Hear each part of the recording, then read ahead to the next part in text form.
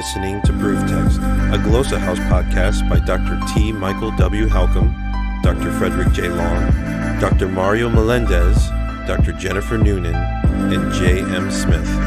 Welcome and enjoy.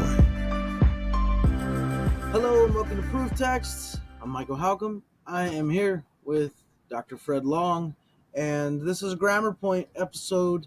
And in today's episode, we're talking about verbal aspects. So, Fred, as we talk about verbs, we'll continue talking about verbs here. We got the topic of verbal aspect before us. What in the world is verbal aspect? This sounds terrifying, and I think for a lot of first-year students, it sounds especially terrifying. Verbal aspect. What is this? Yeah, I mean, it was confusing to me, until I had to really start researching it to try to teach it and present it. One of my colleagues, world-known scholar, keeps saying, boy, I need to understand verbal aspect better. So he's mentioned that about 2 or 3 times now to me.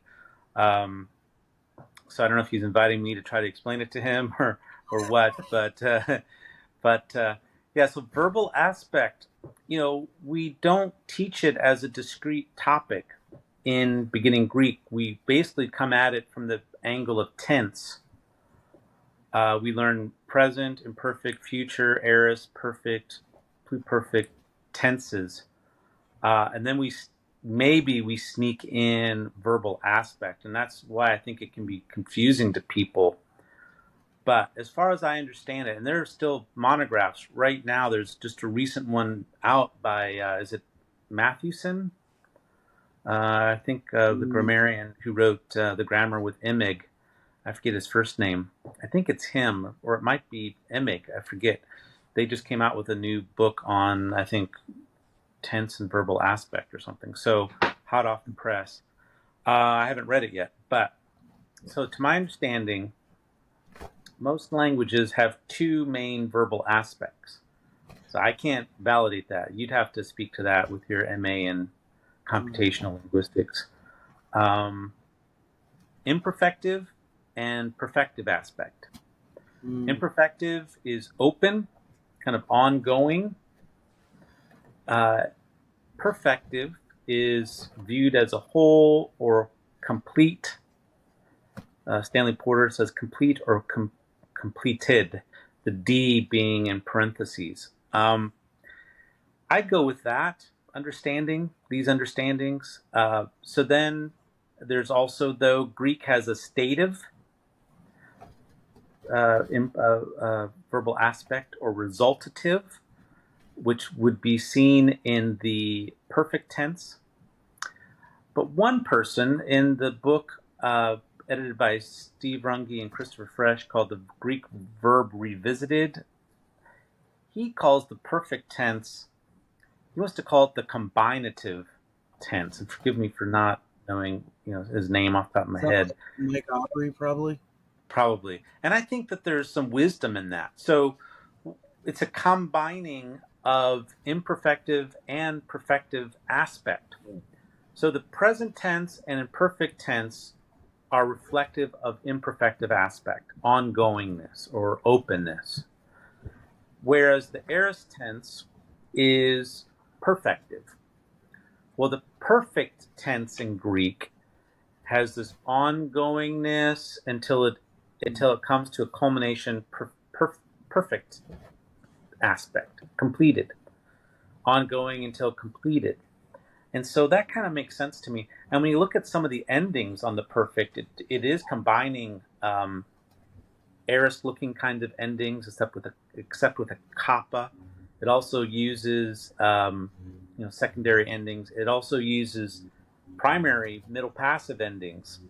Me, se, te, metha, sista, nte.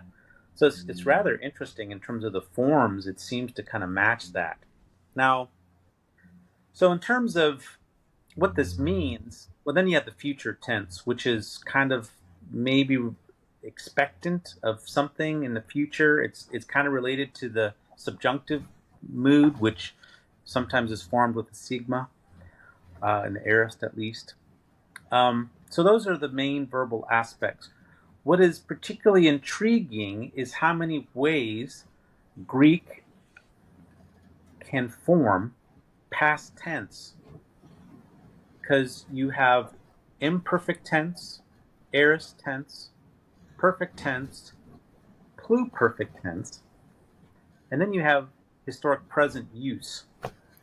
So what that means is you have actually 5 options for rendering past events in historical narrative. And so this got me thinking, what is going on? What's choice? Choice implies meaning. What, and I would say construal. Construction conveys construal. And so what is being construed in these among these options? So in my Kine Greek Grammar, chapter 13, right when I present the perfect tense, all the tenses have been learned, I have a discussion of verbal aspect, and I try to map out what tense is contributing what, according to the semantic marking, what that brings to the table. And then this, each of these has like a pragmatic function. I happen to think, I agree with Stan Porter on this, and he's taken a lot of flack on this, is that the perfect tense is an in-your-face kind of tense. There's a little bit more prominence with the perfect tense. When you see it, it's more rare. It's that causes us, the reader, to pay more attention. And actually, when I look at it in context, it to me, it seems like there's more prominence to the perfect tense. So it's a rarer tense. So Is that you what have Porter is taking flack on, or is he taking flack on? partly Yeah, I partly feel like that, there's yeah and the fact that to the aspect heavy language, right? Like that Greek's a aspect heavy language that uh, doesn't necessarily use tense in the indicative mood, right? Is that the part of it? tense is not marked. So the augment does not There we mark go. Yeah, there tense. you go. Yeah. Yeah, and Okay. Constantine Campbell follows him on that. He says at most the augment marks remoteness, which you're getting kind of close to pastness. But Runge and others, and I think I would agree with them, that no, the augment marks pastness, and that's why Yeah. the pluperfect, which is the perfect put into past time, is often formed with the augment. So you have reduplication plus an augment to put it into past time. But whether we're talking remoteness or not, I mean we're getting kind of close then. But anyway, so you have mainline events, then you have backgrounded events, but then Porter, I think, innovatively says that there's actually a front ground. And I explained this to my Old Testament colleague who studied linguistics formally, and he's like, what? That doesn't make any sense. So it's mainly mainline and then background. But I think it's helpful to have 3 options often. I don't know. Mm. The binary is not, I don't know. Life is more complex than binary, although I guess, male, female, that's binary. But anyway, I think, Famous last words right there. yeah, famous last words, yeah.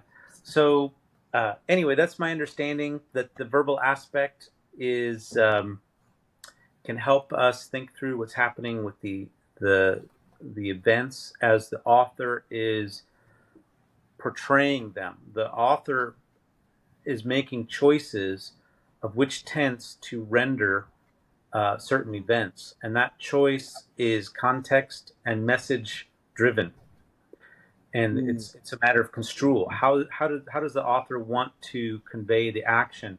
To use the aorist would be a simple action viewed as a whole. To use the imperfect is opening something up or repeatedness of different kinds. To use the perfect tense in Greek is something happened over a period of time with a resultant completedness effect. Pluperfect takes that and puts it into the past time. Historic present is, I think, opening something up into like a subsequent focus. It's kind of like opening up a scene that more is going to be coming. Pay attention, more is happening.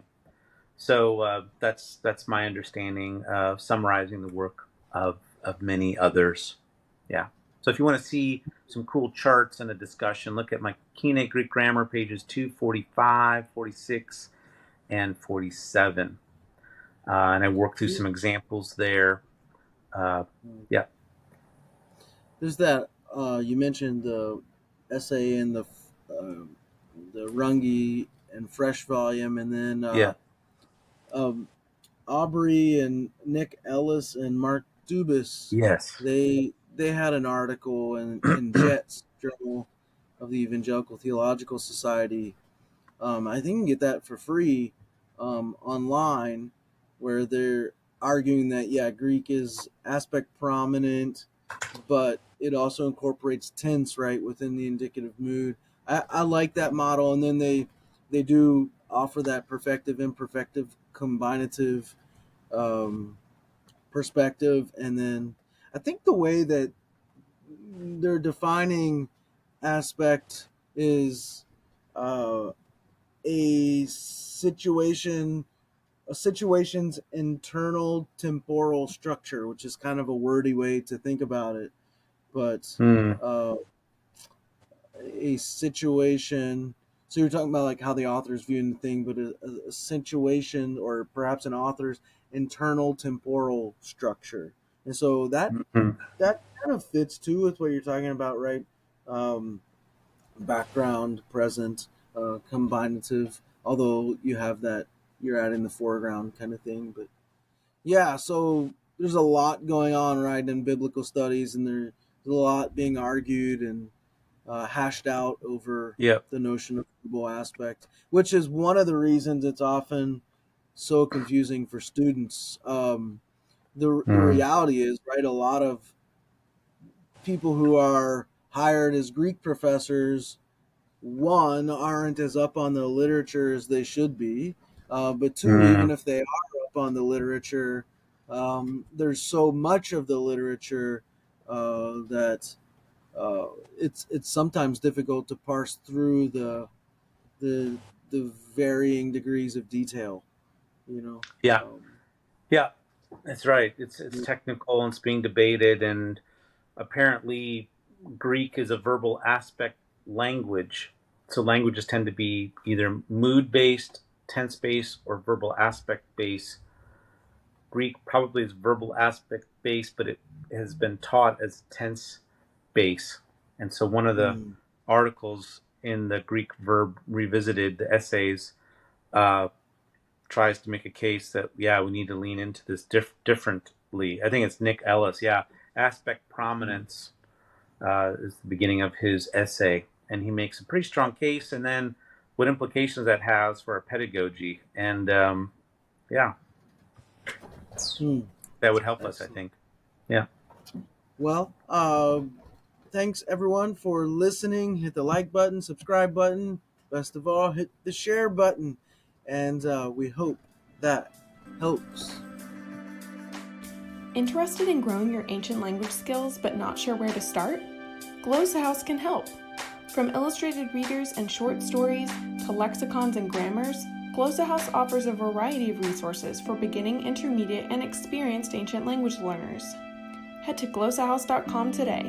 Glossa House, language resources for the global community.